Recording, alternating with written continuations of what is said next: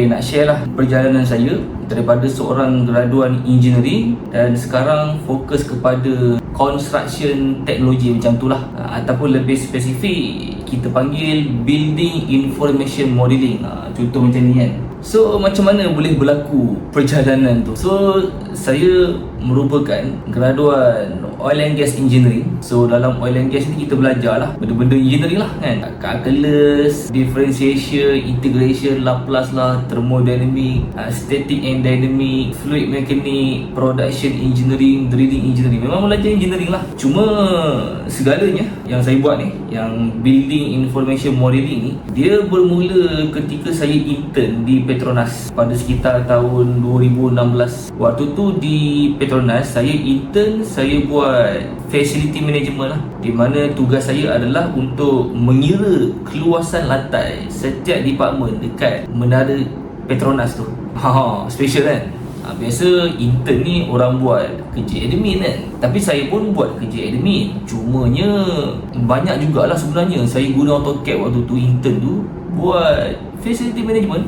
Pada saya very good exposure lah, dan membuka minda saya bahawa software AutoCAD ni bukan setakat buat drafting, dia boleh kira keluasan lantai. Lepas tu kita boleh kira berapa kos sewa nak dikenakan dekat setiap department. Sebab waktu tu saya intern dekat department administration, upstream. Sebab Petronas ni dia ada 3 lah, tak silap saya lah, dia ada 3 ke dia ada 2. Dia ada sektor upstream, midstream, downstream. Upstream ni dia fokus dekat kerja-kerja cari gali, E&P, exploration and production. Manakala midstream ni dia fokus kepada transportation lah, logistik. Downstream ni dia dekat darat, processing, dia produce produk. So saya fokus on upstream.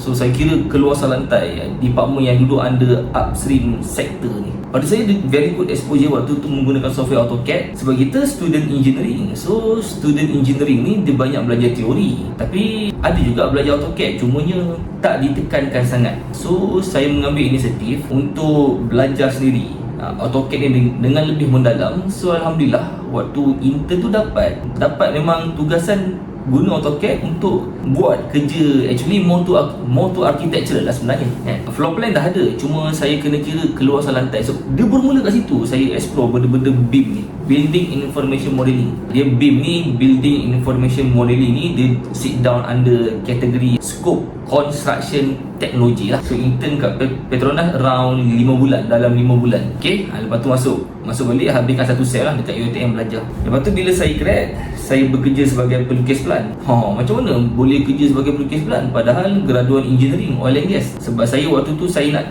ambil je apa kerja yang saya dapat, saya ambil je. Sebab saya nakkan pengalaman, tak kisahlah kerja draftman ke kerja technician, tak kisah, yang penting mana-mana job yang datang dulu saya ambil. Sebab saya malas nak mengganggu lama. Sebab waktu tu umur saya, kita muda lagi. Waktu tu lepas grad umur kita dalam 23 kan, tak silap kan, 23 ke 24, 23 macam tu kan, muda lagi. So pada saya lebih tekankan pengalaman. Gaji tak kisah, saya tekankan pengalaman. Waktu tu adalah yang kata apalah kerja draftman, apalah kesianan. Pada saya tak ada masalah pun, yang penting saya dapat pengalaman. So setahun saya kerja draftman kat situ. Company tu dia buat DCS, Distributed Control System. Masya Allah, bayangkan kita graduan oil and gas engineering masuk distributed control system. Tiba-tiba nak belajar lebih pada elektronik, tapi still dalam oil and gas lah, cuma dia dah dekat elektronik scope, ataupun kita panggil ENI, electrical and instrumentation.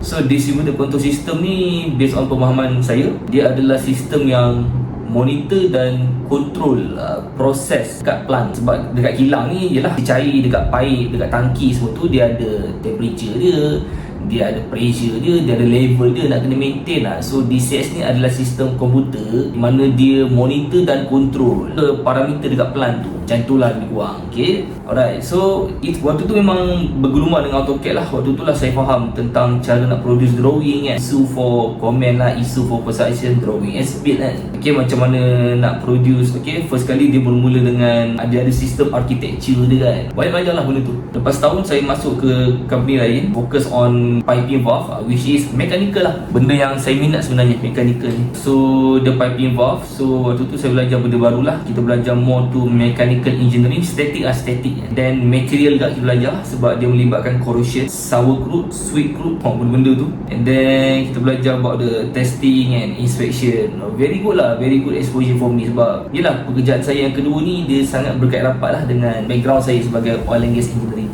Cerita pun setahun. Tapi waktu saya kerja kat company kedua tu, waktu tu saya dah start aktif explore di software dan bahkan saya dah start mengajar. Waktu tu mengajar AutoCAD je lah, tahun 2019. Lepas tu masuk tahun 2020 tu, waktu PKP tu, waktu tu saya dah berhenti kerja lah. Waktu tu saya explore dengan lebih mendalam lagi pasal building information modeling. Waktu tu AutoCAD saya dah mahir lah. Waktu tu saya masuk, saya explore Revit, saya explore software Civil 3D, Navisworks, Infraworks, Advanced Steel lah, AutoCAD Plan 3D saya explore. Sebab pada waktu tu saya letak dalam mindset saya, benda ni kena belajar sebab nak jadi lebih relevant di masa sekarang ni, you kena ada banyak skill. Macam saya tekankan kepada skill software. So saya tengok building information modeling ni adalah benda yang saya minat. Sebab daripada sejak dulu lagi, even daripada saya zaman buat final year project dulu pun, waktu dekat universiti dulu, saya pernah cadang dekat supervisor saya, lecturer saya.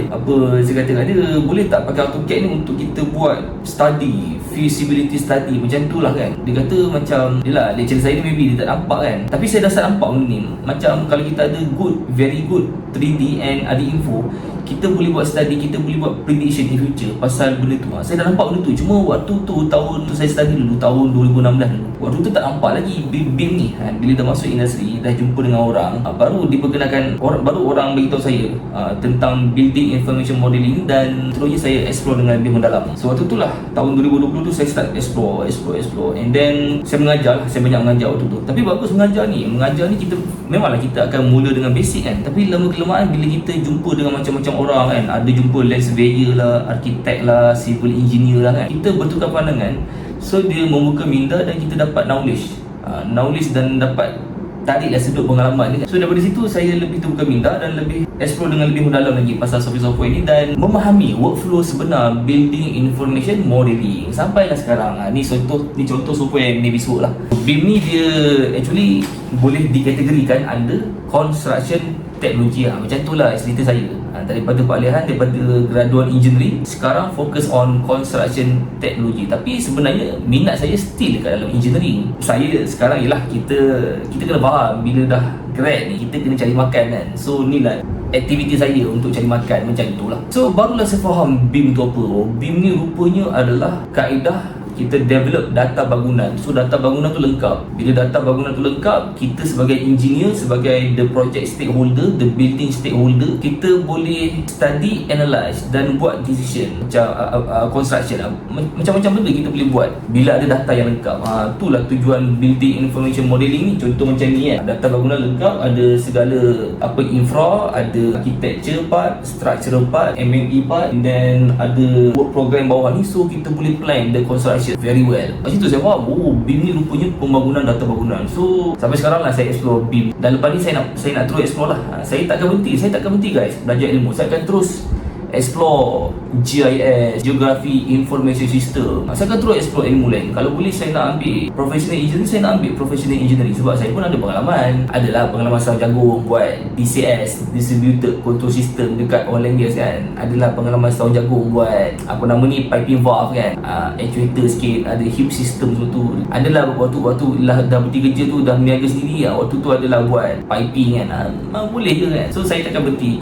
Yang penting kita jangan berhenti explore ilmu. Teruskan explore sebanyak boleh ilmu yang kita boleh explore. Sebab lagi banyak ilmu kita ada, lagi banyak skill kita ada, kita akan jadi lebih demand in future. Saya Nazmi Ismail. So saya merupakan pengajar khusus building information modeling. So boleh follow saya untuk lebih tutorial dan perkongsian. Assalamualaikum.